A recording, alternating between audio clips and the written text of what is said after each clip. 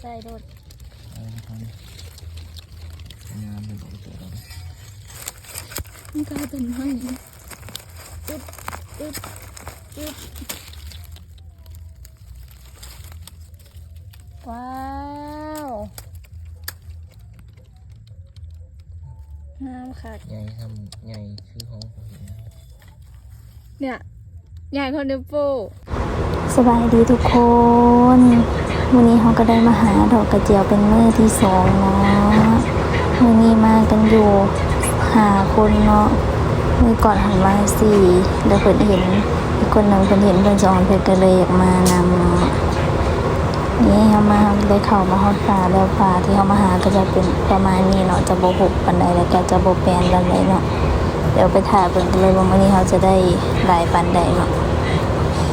เดี๋ยวเข้ามาจักหน่อยเขาก็ไม่เห็นดอกกระเจียวแล้วเป็นดอกจุ้งๆงามแบบนี้เลยนี่แซ่บๆดิดอกสังนี้นะคือแซ่บแต่ถ้าแก่กว่านี้มันสิแบบบ่หวานบันไดสิบ่อ่อนไปเลยทำอย่างมาจักหน่อยเขาก็พอ2 ดอกเนาะเด้งามๆแบบนี้เลยเด้อต้นหินหลายพูดง่ายเนี่ยเด้อ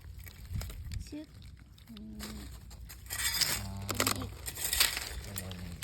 ขาวงามเลยนี่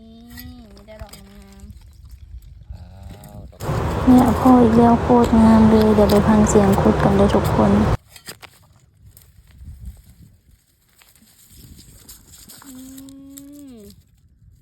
แล้วงามเลย ก้นมันต่ำๆ ดูเป็นครูเลย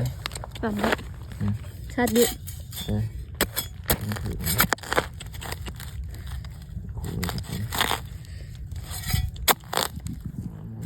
จุ๋มขาวๆนึงกินกับปนกบปนเขียดปนป่า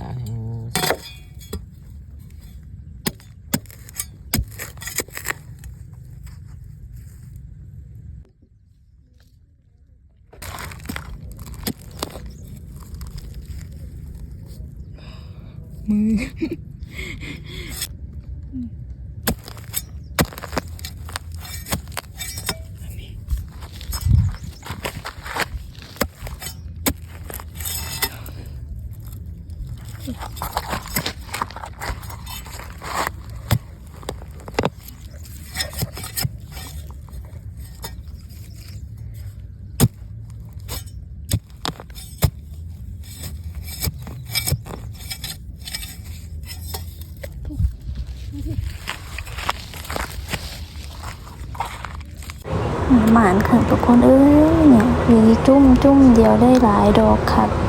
อย่ามากับพ่ออีกแล้วบอกเลยเดี๋ยวงามจุ๋มเดี๋ยวได้เป็นจีขึ้นมาขาวแซ่บนี่ครับดี นี่ได้บักลายหนึ่งกินมัดหมดแล้วหน่อยนึงนี่งามครับ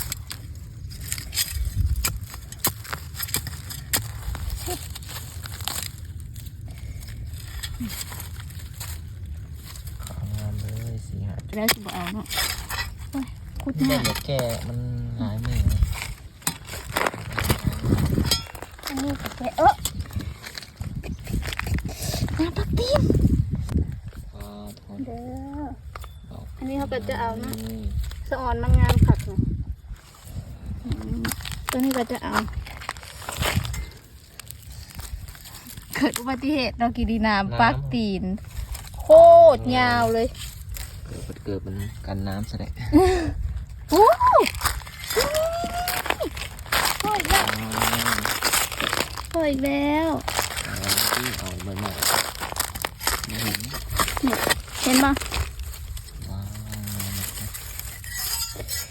สับเอาเลยมีแต่ดอกงามๆจุ่มๆแบบนี้เลยน้ำค่ะเนี่ยแป๊บเดียวเต็มกำละ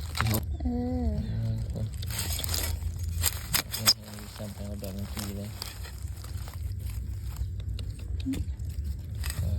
ขาวๆเลย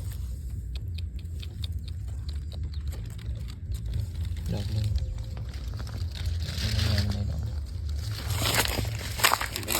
ดอกน้อย หน่อยนะ